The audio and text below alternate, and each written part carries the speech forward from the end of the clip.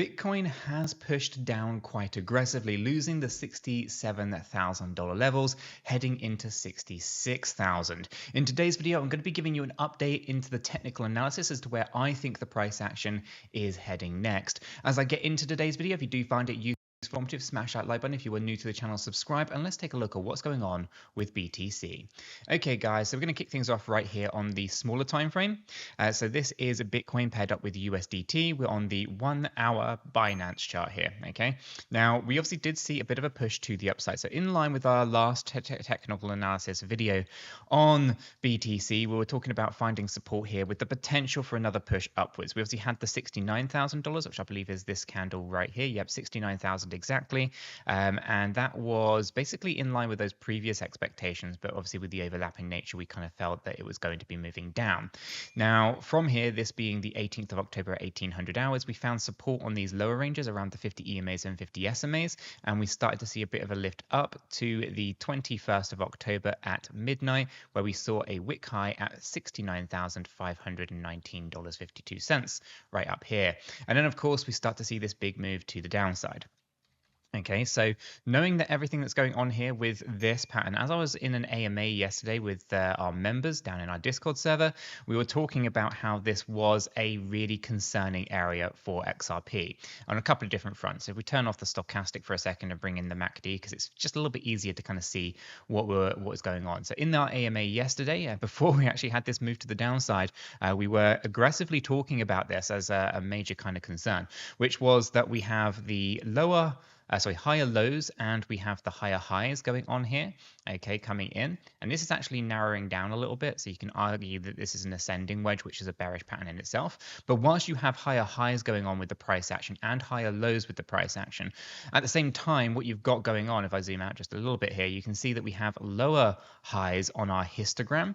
And we also have down here higher lows on the lower side histogram. Okay, so you can see this was coming in right like so.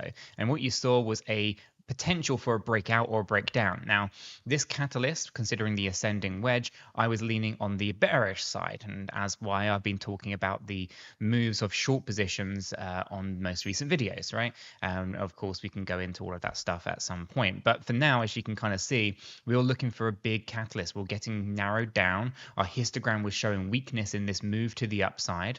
Okay, so we have basically a rising wedge with histograms that are getting weaker. We can see that there's weakness in the move to the upside. Higher highs were being hit on the 1 hour time frame, but this was a recipe for disaster. So this kind of divergence basically led us into this move to the downside. Now, anyone who is a member watching this video, you can let everyone know in the comments down below what you kind of thought was going to happen, what we were talking about in the AMA if you wanted to, and obviously what the trade ideas here were to be, which were to kind of short on the market.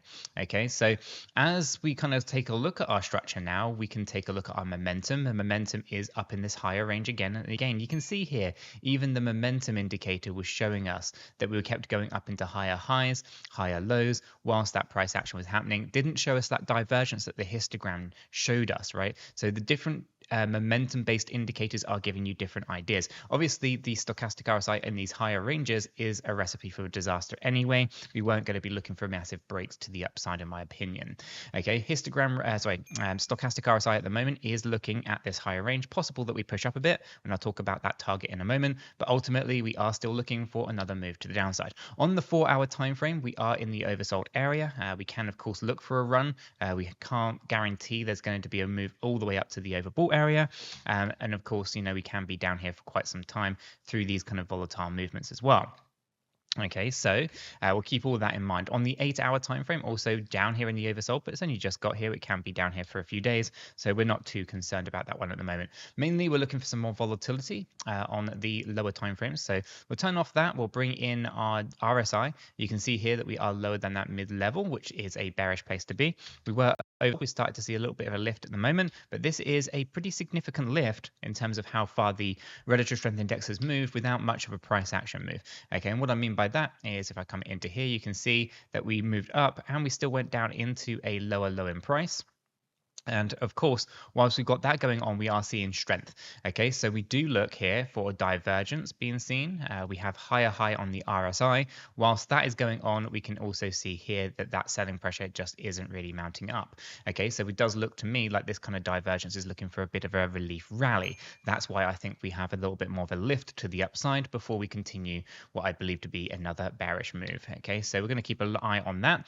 No divergence indications though, which is quite interesting, because I would say that that's a divergence, but you know, that's I guess me versus the algorithmic RSI indicator. There you go. MACD, of course, shows that we have started to push back up into a green histogram. Here there was weakness in this most recent move to the downside. So again, as we see here on the histogram, we have lower lows in price whilst higher lows here on that histogram. Shows that there's weakness in the selling pressure and to see a relief. Okay, so we're looking for the relief. I do think that is what is going to happen here, but I still expect a little bit more volatility on the 1 hour time frame. Okay, so with all that being said, volume profiles here, as you can see, big selling pressure, dropping down into lower volumes as we pushed up into that relief rally, increasing volume to push us back down, decreasing volumes as we're pushing up again. So again, we're looking for another drop before we continue the run up. I'm not thinking though that we're going to be dropping down lower than our current wick low. The reason for that is I look at this structure as a 5-wave move to the downside, and we look at it through the lens of a wave 1, 2, 3, 4, and 5. There's no need to go down at this point. I would expect us to actually retrace up a little bit more. Okay, I would be looking for us to kind of be looking at around $68,000 to be a little bit more on that kind of relief area, possibly as high as 69. I just don't think that's really probable, but you know, it's possible nonetheless. So we have that little yellow box area here. So with this move to the downside and the 1 hour time frame looking for more volatility, our 200 EMA remains our strong support. I will be looking for a long position on BTC, looking to test out the 50 EMA, 50 SMA, something to that effect, and I will be looking for a stop loss lower than that previous swing low. We're going to have to look for 1.5 risk reward ratio, which does mean that we're going to have to kind of see how this one plays out, whether or not we're going to be wicking up high enough. But we will be kind of thinking about maybe putting an entry idea in and around 67,243, stop loss at 66,498. 66,542, sorry, and then take profit 68,297. But we may have to come out of that trade a little bit earlier because I don't think we're going to necessarily push as aggressively into that move to the upside, but that's kind of the idea. Now, obviously, the entry here is lower because I do think we're going to see more volatility. We might even come all the way down to the 200 EMA. If we do, then that's going to be a fantastic place to put our long, because then we can lower our take profit to that 1.5 around that kind of 50 EMA and that double top situation with the wave 4 resistance. And that would be a much better play if we can see it. So we're going to see how that kind of plays out. If we do come down to the 200 EMA, go long is my opinion as to kind of where I personally think I'm going to be going. And then looking to target out that 200 EMA. Stop loss still remains lower than a previous wick low. And that's going to be the trade idea here until we get up into those higher ranges. Maybe we do rally up into that 68K range, for example, where we then go and look for reversal and obviously target out significantly deeper. Stop loss will have to be higher than the previous wick highs. And from here, we'll be looking to target out 1.5 on the risk reward ratio. So once we kind of complete the move to the upside, we look for an entry around that kind of $67,800 level, short the market with a stop loss at 69,556 and take profit at 55,369. That would be kind of my approach to this one. But obviously for now, we don't have to worry about shorting. We only have to think about the long position here, I think, which is the next big play for BTC before we get into those shorts. So if I were to be trading it, that's the way I'm going to approach this market, because I do see more volatility for BTC and some more opportunities to grab some of that liquidity by going long and then going short. Talking about trading, we have an incredible deal for you guys today. How does a 10% cash back bonus up to 2,000 USDT sound? That's right, Blowfin is offering an incredible promotion, but it's only available to the first 100 users, so you'll need to act fast. Blowfin is a top cryptocurrency exchange and is giving new users a fantastic opportunity. When you sign up using the special link in the description, you will get a 10% cashback bonus up to 2,000 USDT in futures bonus. And the best part, it's first come, first server basis. So the first 100 users to sign up will be the ones to claim this fantastic bonus. Here's how you can jump in. Step 1, click the special link in the description down below to sign up to Blowfin. Step 2, once you're in, start trading on the futures. Step 3, you'll automatically get a 10% cashback bonus in futures, up to 2,000 USDT if you're one of the first 100 users to sign up. So what are you waiting for? This is a limited time and only for the first 100 users to get this incredible deal. Click the link in the description down below, sign up to Blowfin and secure your 10% cashback up to 2,000 USDT before it's gone. Don't miss out on this amazing offer from Blowfin. Remember, it's first come, first serve, so hit that link and start trading and depositing on Blowfin today. Good luck and happy trading. Okay, so let's go ahead and roll this up into a daily time frame. Our daily time frame was to basically look at this from the short perspective, right? We were talking about an entry at 67,697. Stop loss was up at 70,509, and we are targeting out down here at $63,469, which is a previous area of support. You can see that we're in profit now on this trade idea. Let's just pull this across here so you guys can see it a little bit more clearly. So we can see here that we are in profit. We obviously have moved down quite a bit, and we're still looking for more volatility to the downside on the 1 hour time frame. But essentially what we've done here is we've hit the Y wave high and we've basically come across those resistances. It's another daily lower high here on the daily time frame. I know there's a lot of bullish people out there that are looking at the market saying, look, we're ready to go to new all-time highs for Bitcoin. Yet all I am seeing here is a continuation of this move, which is why I've been talking about how this area of resistance is quite key and how we are seeing lower highs on the daily time frame. Okay, we all want to be in more bullish times. I just don't think the timing is right just now. This is a very corrective move to the upside, as we've been talking about here, and I can go ahead and make this a lot neater now. We kind of, in my opinion, look to finish this off. Now, it's still possible to rally. I just don't think it's probable, right? We can see here we kind of finish this like that. Okay, so for me, I think we are going to be seeing a bit more of a move to the downside before we get into the next kind of big runs to the upside, right? Now, obviously, those targets that we've been talking about for a while are like 40 to 44,000. They are no longer valid because of how high we've pushed. Instead, those targets are now really talking about 48 to 49, 50,000, basically a double bottom with where we were back in August. Okay, and I think that's really the kind of limits as to where the downward price pressure is more than likely going to go. There's no guarantees, of course, but obviously as we've had a pretty nice push to the upside, the expectations are really not to come down that aggressively. Now, our momentum, let's go ahead and take a look at that, right? So if we bring up our stochastic RSI, you can see we still have a long way to go here, right? We can come down quite aggressively. We've moved at the moment okay amount, but we are still in bearish times here on the stochastic RSI. If we bring in the relative strength index, you can see here it's had a downturn from those overbought areas. If this continues to drop quite aggressively, then we are going to be looking for lower than 50 on the relative strength index. Now on here, you can see there is this idea that maybe we've just been testing out these upper areas. And of course, you know, there is still this idea that this is a bullish trend. And I don't disagree. I think all we've really been in is a bull flag for a significant number of months, specifically on these macro timeframes. I'm not saying that we're not in a bullish market on a macro scale, because I do think that we are, but a lot of people don't appreciate that it actually takes a lot more patience and time to actually play on out.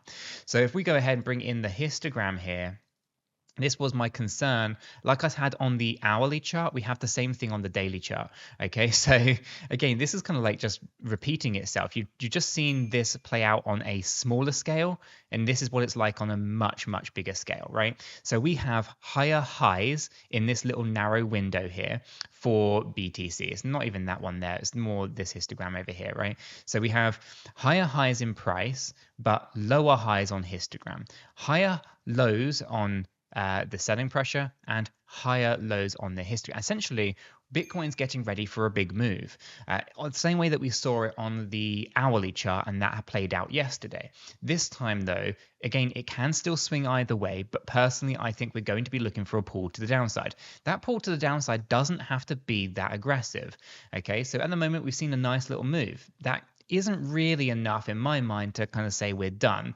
But, a move down towards $65,000, $63,000 might just be enough to do it. It might be that we actually have to move more towards the $60,000, okay, and finding support on the 200 EMA once again. That might be just enough to kind of get us into a really nice position for a run to the upside. As I kind of had with the thumbnails I put out the other day as well, with like $50,000, like these 50,000, 49,000, they're nice ideas, but there's no guarantee that we get there. Okay. But for the most part, I think a move towards 63,000, 65,000, see how the market is at that point, and then see whether or not we do have a move down towards the 200 EMA. Now, the 200 EMA is currently sat at 60,752. So it wouldn't be kind of, unusual to see a move down there, find support as we had seen previously here on the 10th of October, and then start to see a really good run to the upside. Now, obviously, with the election happening over in next month, early November, that's going to be usually pretty green in the market. But that green only generally lasts a couple of weeks. So I think we're going to see some positivity in the market in and around the US election. But I think we're still going to end the year in red for what happened in 2025, the inauguration, and I think we're off to the races, right? So the US election will have a profound effect, whether Trump wins or not. Historically, if you take a look at the data across the years, as I have done, we've seen market data with Trump winning, and we've seen market data with Trump losing, and the market reacted exactly the same way regardless. So I don't think the market cares. It just looks for an excuse. It looks for a reason. And I think, we're going to see a little bit of that next month. A lot of people have been kind of talking about Uptober.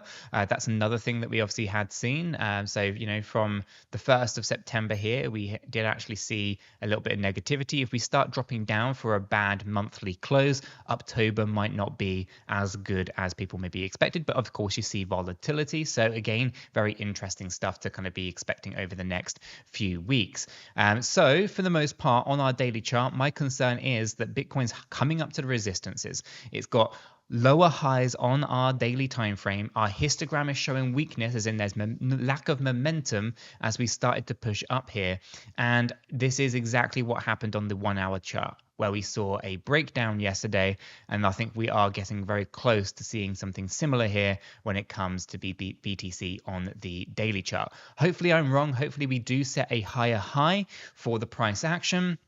But at the moment, I don't see that. I see this now, unfortunately, as a bit more of a downward turn heading into that 65, 63K, and we'll see how the price action reacts from there. Of course, this is just my thoughts and opinions on the data in the charts as I see it. What do you think? Let me know in the comments down below, or join us in our free Discord server. I'd like to get your thoughts and opinions on BTC. And if you have found this video helpful or informative, smash that like button. If you're new to the channel, subscribe. And don't forget to check out this video right here. It's not one that you're going to want to miss.